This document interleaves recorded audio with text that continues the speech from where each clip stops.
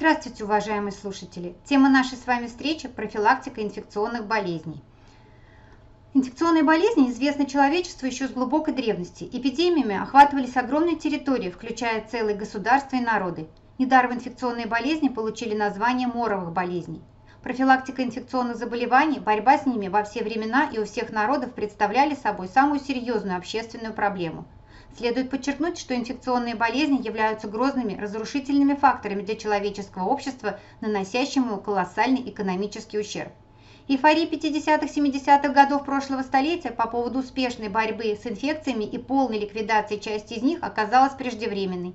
Лишь одну инфекционную болезнь, натуральную оспу, можно считать условно ликвидированной на планете, поскольку, несмотря на почти 20-летний срок отсутствия ее официальной регистрации, вирус заболевания сохраняется в ряде лабораторий, а прослойка неиммунных людей весьма значительна и постоянно возрастает.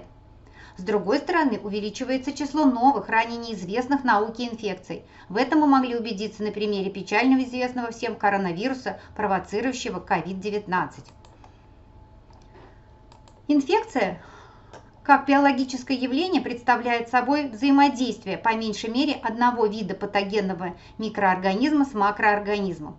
Под инфекционным процессом понимается совокупность патологических изменений в организме, возникающих под воздействием патогенных микроорганизмов в определенных условиях внешней среды и при наличии защитных реакций организма на это воздействие. Инфекционный процесс включает взаимодействие трех основных факторов – возбудителя, макроорганизма и окружающей среды. Инфекционное заболевание – это болезненное состояние, которое не только вызвано, но и поддерживается присутствием в организме возбудителя.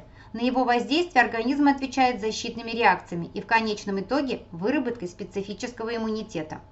Кроме этого, оказывается, ведущая роль инфекционного агента как повреждающего фактора имеет место и при других, так называемых неинфекционных заболеваниях.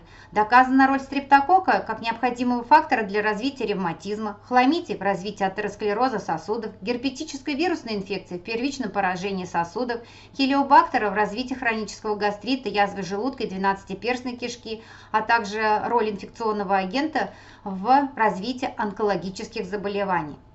Причины инфекционного заболевания. Причинным фактором инфекционных заболеваний является возбудитель, микроорганизм. Он вступает в сложное биологическое взаимодействие с организмом человека, и это приводит к инфекционному процессу и затем к инфекционной болезни. Как правило, каждое инфекционное заболевание имеет своего возбудителя, хотя встречается исключение, когда у одной болезни может быть несколько возбудителей. И вот отличие инфекционного заболевания от неинфекционных как раз в специфичности, то, что каждая инфекционная болезнь вызывается определенным видом микроорганизмов, в контагиозности, в цикличности и формировании иммунитета. Основными возбудителями инфекционных болезней являются простейшие бактерии, спирохеты, рикетсии, хламидии, микоплазмы, вирусы и другие. Но большинство инфекционных заболеваний вызываются бактериями и вирусами. При встрече с возбудителями инфекционных болезней люди не всегда заболевают. Это может быть связано с врожденной или приобретенной устойчивостью организма человека к патогенным микробам. Важным в профилактике инфекционных заболеваний является постоянное соблюдение мер предупреждения заражения. В человеческом организме на пути проникновения болезнетворных микробов стоят защитные барьеры организма. Это сухая чистая здоровая кожа, соляная кислота и ферменты желудка. В крови у нас циркулируют лейкоциты, которые захватывают и уничтожают патогенные микроорганизмы. Кроме того, у нас есть иммунитет. Механизмы передачи возбудителя. Возбудитель может сохраняться как вид только при условии перемещения из одного вида в другой. И вот эпидемический процесс состоит из распространения инфекционной болезни в человеческом организме, проходит благодаря тому, что есть источник инфекции, механизм передачи инфекции и восприимчивый организм. Источником инфекции при большинстве заболеваний является больной человек или больное животное. Механизм передачи – это эволюционно выработанный способ перемещения возбудителей из одного организма хозяина в другой, который обеспечивает поддержание ему биологического вида. Среди механизмов передачи существуют факторы передачи, да, сначала механизм передачи возбудителя реализуется через 3 стадии. Это стадия выведения заразного начала из организма, пребывание возбудителя во внешней среде и внедрение возбудителя в новый организм. Аэрозольный механизм заражения характерен для заболеваний с локализацией возбудителя в дыхательной системе и реализуется двумя путями. Это воздушно-капельный и воздушно-пылевой путь распространения инфекции. Фекально-оральный механизм передачи инфекции является единственным для кишечных инфекций, возбудители которых находятся в желудочно-кишечном тракте людей. При этом водный путь передачи инфекции имеет огромное значение. Трансмиссивный механизм передачи инфекции осуществляется с помощью живых переносчиков при болезнях, которые находятся в крови. Возбудители данных болезней находятся в крови. Переносчиками могут быть вши, блохи, комары, клещи и другие кровососущие. Контактный механизм заражения реализуется при непосредственном соприкосновении с источником инфекции и введении возбудителей на поверхность кожи и слизистых оболочек, так называемый прямой путь. Также возможен непрямой путь, то есть передача через предметы быта. Вертикальный механизм передачи осуществляется при внутриутробном инфицировании плода или при заражении в процессе родовой деятельности. Третьим фактором, мы сказали, является в эпидемическом процессе это восприимчивый организм, это третье звено эпидемического процесса. И восприимчивость как раз это свойство организма отвечать инфекции на встречу с возбудителями. Восприимчивость к инфекции зависит от характера возбудителя и состояния макроорганизма. Это свойство видовое и передается по наследству. Периоды инфекционного заболевания. Острая инфекция протекает в виде закономерно сменяющихся периодов заболевания. Период инкубации – это период времени от момента заражения, то есть внедрения возбудителя, до появления первых клинических признаков заболевания. Это скрытый период, начальный период инфекции. Ему свойственен первый этап взаимодействия микро- и макроорганизма, и обязательный он для развития любого инфекционного процесса. Инфекционные заболевания имеют разную продолжительность инкубационного периода от нескольких часов и до нескольких недель, месяцев и даже лет.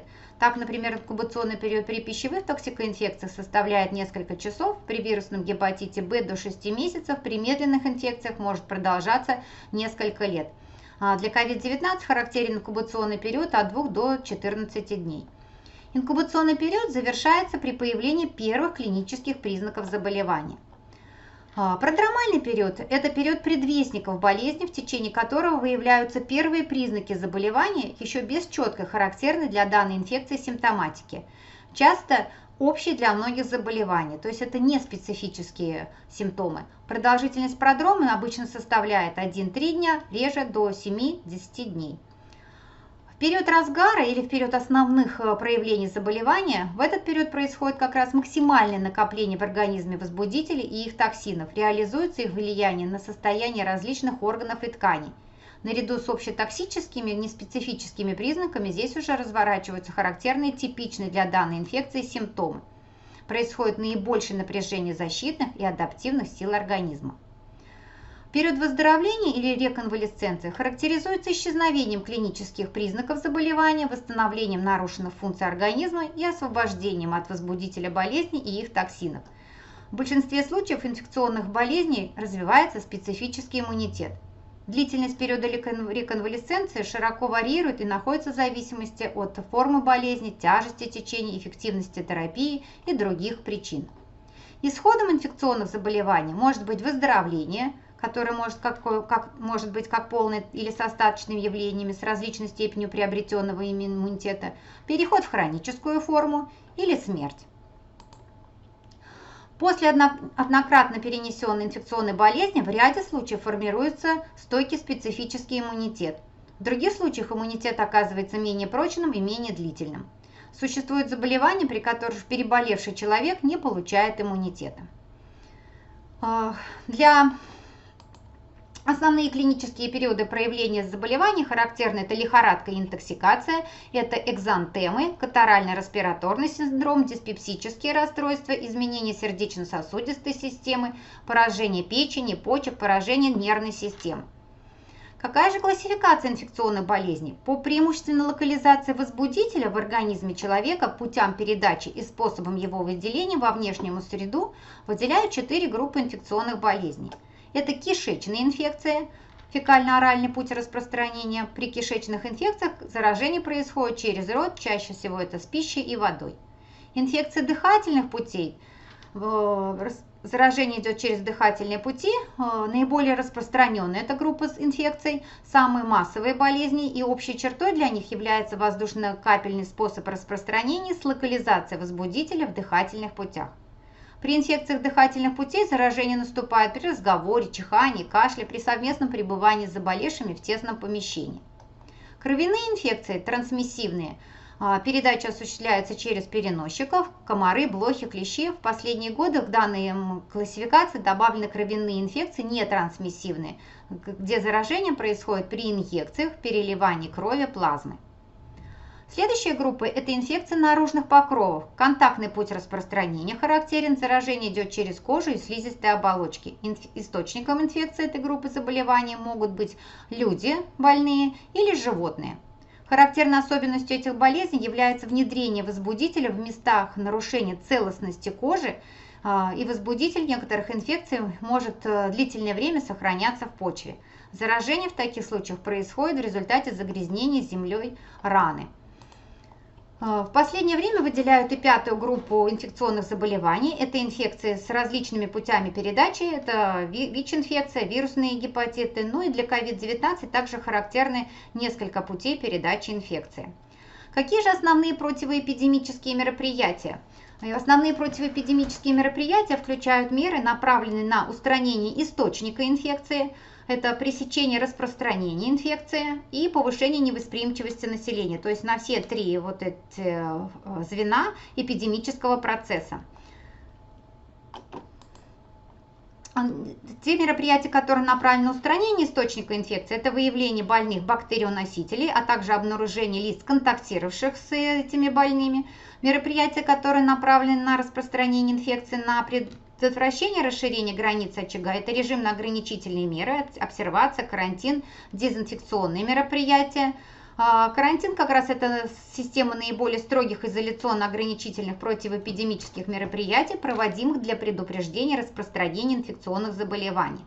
Дезинфекционные мероприятия включают методы уничтожения болезнетворных микроорганизмов, дезинфекция, насекомых, дезинсекция и грызунов, дератизация. 3-я группа – это меры, направленные на повышение невосприимчивости населения к инфекции, и среди них наиболее важное значение имеют методы экстренной профилактики возникновения заболеваний. Это иммунизация населения, использование противомикробных средств в профилактических целях. Мы сказали, что одним из наиболее важных факторов является состояние иммунитета человека. И иммунитет – это невосприимчивость организма к инфекционным агентам, способ защиты организма от живых тел и веществ, несущих на себе признаки генетически чужеродной информации. И у нас есть факторы иммунной защиты, которые подразделяются на неспецифические и специфические. К неспецифическим механизмам иммунитета относятся непроницаемость здоровой кожи и слизистых оболочек, наличие бактерицидных веществ в биологических жидкостях, выделение почками, фагоцитарная система, барьерная функция лимфоидной ткани. Специфическая защита организма связана с комплексом специальных форм реагирования иммунной системы. Активный искусственный иммунитет возникает он в результате прививок, то есть существуют вакцины, это препараты из микробных клеток или их токсинов, применение которых называется вакцинацией. Национальный календарь прививок – это система наиболее рационального применения вакцин, которая обеспечивает развитие напряженного иммунитета в самом раннем возрасте в максимально короткие сроки. И вакцинация от COVID-19 внесена в национальный календарь прививок. Отказ от прививок создает угрозу здоровью не только конкретного человека, но и в целом для всего населения территории, особенно для лиц со сниженным иммунитетом.